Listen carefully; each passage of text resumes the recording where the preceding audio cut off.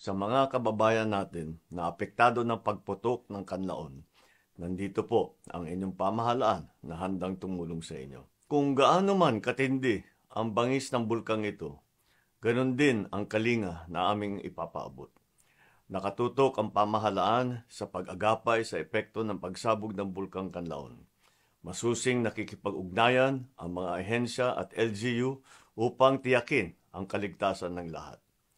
Mahigit 45,000 residente ang linikas na mula sa 6-kilometer radius danger zone, habang target naman na ilikas ang kabuuang 84,000 na katao.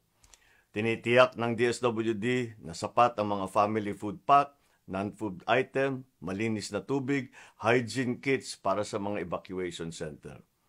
Inatasan ko na ang Department of Budget and Management na magpalabas ng pondo para sa mga nasalanta.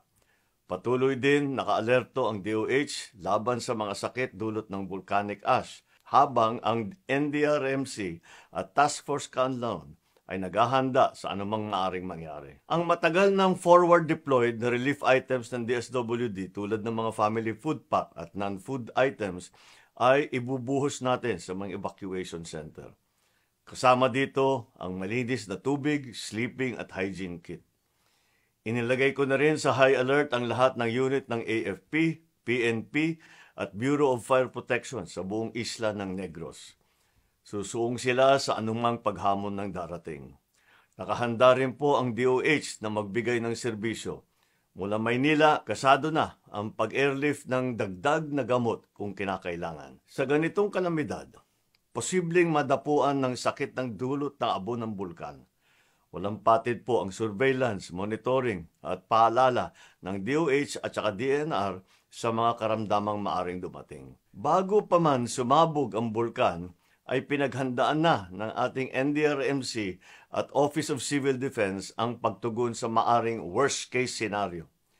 Dahil dito, nakatanod ang Task Force Kanlaon na magkokoordina ng tamang responde batay sa lakas ng pagsabog ng bulkan at pinsalang hatid nito. We will step up. We will level up. Any escalation in damages and destruction will be met with a stronger government response. Malaki ang papel ng komunikasyon sa mga araw na ito. Truth will save lives. Fake news will kill. Effective disaster response is anchored on reliable information. That's why PhilVox will continue to issue around-the-clock advisories in language that is clearly understood to all our kababayans. Nakikiusap ako sa lahat, lalo na sa ayaw lumikas na sumunod sa babala ng ating mga otoridad. Mas mahalaga po ang buhay kaysa ari-arian. Maraming salamat po.